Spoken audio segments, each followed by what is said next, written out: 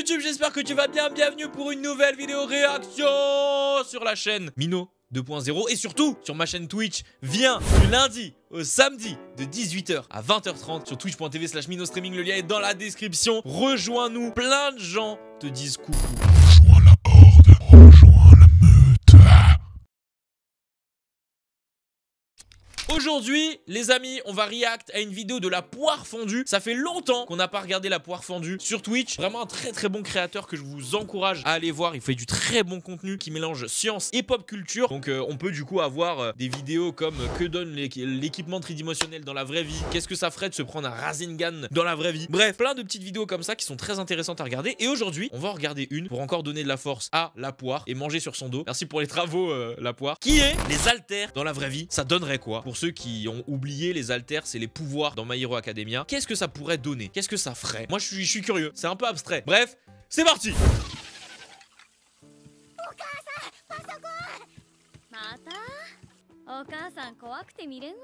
En prenant un peu de recul, on se rend compte que l'intégralité de l'œuvre de My Hero Academia tient à un concept, les haltères. Non, je veux dire les super pouvoirs du manga. Un pouvoir surhumain que chaque personne développe. Attendez, pause juste avant de commencer. C'est quoi l'haltère de My Hero Academia qui existe vraiment dans My Hero Academia que vous auriez aimé avoir? Vous avez pas le droit de dire le one for all. Voilà, j'en étais sûr. Vous avez pas le droit de dire le one for all. Moi, je pense l'haltère de Hawks, j'aurais grave kiffé. Je sais plus comment il s'appelle l'haltère de Hawks. L'haltère de Shigaraki aussi, j'avoue, en légende. Hein. L'haltère de Shigaraki, tu pètes tout et tu reconstruis tout, c'est incroyable. Hein. Bon, après, le problème, c'est que tu peux plus toucher personne avec tes vraies mains. Normalement avant l'âge de 4 ans. Cet haltère est unique à chacun et va du pouvoir de lavage de cerveau à l'explosion en passant par le clonage. Bien qu'on ait très peu d'informations. Après, en vrai, j'avoue, l'haltère de... c'est Hitoshi qui s'appelle? Est unique à chacun et va du pouvoir de lavage de cerveau. Ouais, l'haltère de Shinso quand même, des dingueries, hein.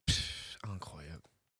À l'explosion en passant par le clonage. Bien qu'on ait très peu d'informations sur l'origine de ses pouvoirs, le premier à en avoir possédé un était un nouveau-né qui émettait une très forte lumière de son propre corps. Et c'est à ce moment que de plus en plus de personnes à travers le monde ont commencé à se rendre compte de leur propre super pouvoir. Au total, 80% de la population possède un haltère, ce qui va très vite créer pas mal de désordre. Discrimination des 20% restants qui ne disposent pas de super pouvoir, ou encore la montée historique du taux de criminalité à cause des personnes mal intentionnées. Et franchement, c'est un scénario complètement... Tu les Deizawa, moi je dors un peu. Hein. Fallu changer aucune ligne si les haltères faisaient vraiment partie de notre monde. Et si c'était le cas? Et si les haltères existaient? Mais par contre, pour le coup, l'haltère de Eizawa, c'est un vrai haltère de héros par contre. C'est un vrai haltère destiné à être pour les héros. L'haltère de Eizawa, c'est vraiment un haltère dont les gens ont besoin dans le milieu héroïque, tu vois. Existait vraiment? Est-ce qu'il existe à travers le monde des phénomènes que l'on pourrait lier à ces super pouvoirs? Comment les expliquer? Et à quel point la biologie de notre réalité est proche de celle de My Hero Academia? Dans ce nouvel épisode de Science vs Pop Culture, je vous propose de découvrir les haltères de My Hero Academia en vrai. Ça donne quoi? Majid sur la poire fondue. J'espère que vous allez bien et que vous êtes prêts pour de nouvelles connaissances.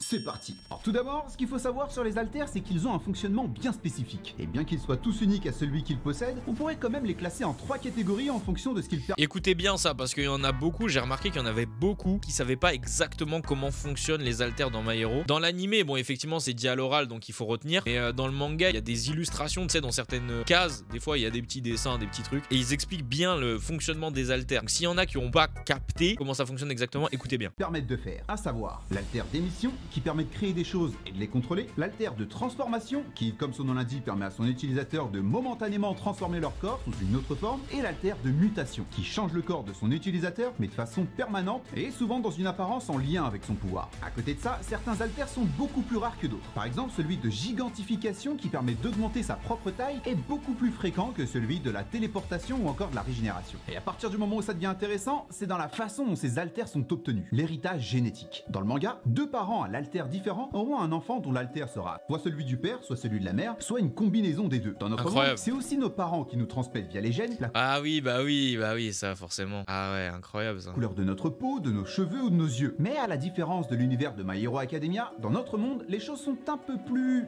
violentes. Ces gènes qui sont obtenus dans les 23 chromosomes de la mère et du père ne vont pas se mélanger, mais plutôt se combattre, et seul le gène dominant restera. Pour la couleur des yeux par exemple, certaines couleurs seront plus fortes que d'autres, ce qui donne... Ah, donc ça veut dire que c'est pas possible qu'on ait un mélange des deux en fait. Enfin en tout cas nous dans notre monde, on aura forcément soit le père soit la mère. À peu près nul. Dans le cas où les deux parents ont les yeux marrons, bien qu'il y ait plus de chances que l'enfant ait lui-même les yeux marrons, il y a quand même une... Mais nul, il y avait des chances pour que j'ai les yeux bleus et que j'ai les yeux verts, j'aurais été un tismé sucré toutes les meufs.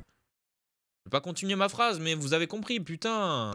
chance à ce qu'il se retrouve avec les yeux bleus ou verts. Et ça s'explique par le patrimoine génétique plus éloigné. Si un de vos grands-parents avait les yeux bleus ou verts, alors ça peut ressortir bien plus tard. Shoto Todoroki, sur qui on peut voir un mix entre le gène de sa mère, froid, et le gène de son père, chaud, pourrait faire penser à ce que l'on voit rarement dans la réalité, les yeux verrons. Bon, les yeux verrons, qu'on appelle aussi hétérochromie, ont plusieurs causes et ils n'arrivent pas nécessairement dès la naissance. Mais lorsque c'est le cas, Vous trouvez ça beau, les yeux verrons? Moi, je suis mitigé. la cause peut aussi s'expliquer par la génétique. Ensuite, à l'image de All for One, qui peut voler des pouvoirs et les attribuer à quelqu'un d'autre, il existe dans notre monde une technique interdite qui pourrait complètement être associée à ça, l'eugénisme. Un procédé qui permet de choisir à l'avance des traits spécifiques de l'enfant. Sur un chien, je suis fatigué, Black. Il a dit ouais, les yeux verrons, c'est beau, mais sur un chien.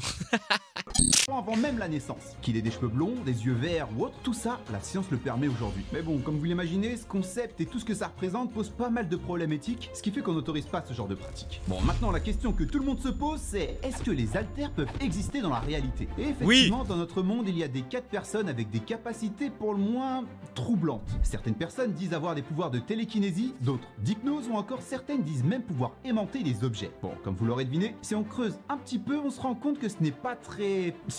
Ah, c'est pas très altère. Il existe tout de même des choses qu'il est difficile de ne pas lier aux super-héros. Des personnes aux particularités très surprenantes, voire proches du super-pouvoir. À commencer par... Ouais. Ah oui, attention aux âmes sensibles, je vous laisse 3 secondes pour fermer les yeux. Mais Guy non. Turners, a.k.a. Elastic Man. Il possède la peau la plus élastique au monde. Et la cause est qu'il souffre en fait du syndrome très rare qu'on appelle Ehlers-Danlos, et qui affecte la peau, les articulations et les vaisseaux sanguins. T'es mal à la taille de nos haltères. Hein. Pendant qu'il y a des gens, ils envoient du scotch de leur coude. Il y a des gens, ils peuvent se renforcer musculairement parlant. Il y a des gens, ils peuvent parler aux piafs et aux oiseaux. Lui, il tire sa peau. Et il se fait un col roulé avec. Sauf que dans son cas, il semble que le syndrome soit encore plus extrême. C'est d'ailleurs ce qui lui permet autant d'élasticité dans sa peau, ce qui lui aura même valu un record du monde pour pouvoir l'étirer à presque 16 cm. Et pour le coup, on s'éloigne vraiment pas de l'univers de Deku, puisque tout comme dans l'animé, ce syndrome est héréditaire. Ce qui veut dire que comme pour les gènes des haltères, son élasticité pourrait être transmise à ses enfants. Jure, il va te transmettre ça à ses enfants? Mais non! Il va donner à ses enfants le One for All. Let's go! Hideo Machi, qui n'est nul autre que le seul concurrent potentiel de Zoro. Il ferait passer les vrais pros du katana pour des amateurs de ninja fruits. Cet homme, c'est un boss final. Il est capable de couper des objets à des vitesses impressionnantes, non seulement dans son exécution, mais surtout par la vitesse à laquelle les objets se dirigent vers lui. Et si couper une balle de baseball lancée à 160 km/h en deux n'est pas assez impressionnant pour vous, Bah, c'est facile, frère, moi aussi je le fais. alors regardez-le affronter ça, une arme à air comprimé, qui propulse une minuscule bille lancée à plus de 320 km/h et d'une distance d'un peu plus de 20 mètres. Coupée en deux, une vitesse tellement haute et une taille tellement petite qu'il aura fallu ralentir la scène plus de Ça, j'avoue, faut juste que je m'entraîne 2 semaines et je peux le faire. Non, ça, j'avoue, c'est plus compliqué, ça. J'avoue, faut qu'il y ait un petit peu d'entraînement. 250 fois. Une personne moyenne prendrait 3 dixièmes de seconde seulement pour se rendre compte de la détonation de l'arme avant d'à peine commencer à réagir, ce qui laisserait largement le temps à la bille de nous passer sous le nez. Forrest Gump, ou plutôt sa vraie version, Dean Karnaz. Et si au premier abord ça semble moins impressionnant que ce qu'on a vu jusqu'à présent, c'est pourtant la faculté qui m'a le plus étonné. Il a parcouru 560 km en 80 heures et 44 minutes, couru un marathon au pôle sud par un temps de moins 45 degrés, fait quasiment 240 km en 24 heures sur un tapis de course, et comme si ça ne suffisait pas, il a couru 50 marathons pendant 50 jours consécutifs dans 50 états différents. À côté... Ouais, c'est Saitama. Bah, il a mis l'image de Saitama. What the fuck? Moi, tu sais, ça m'étonne même plus, frère. Des fois, tu regardes TikTok et tu tombes sur des lives de Russes, ils sont dans des bains glacés. Est-ce qu'il y en a, vous voyez de quel live je parle? Genre, je suis là, je scroll sur TikTok, je scroll. Je vois un giga mec calvas, beubard de 27 jours. Tu sais, dans les lacs gelés là, où il y a un trou, et il est là, il sort de l'eau, il rigole, il mange de la glace.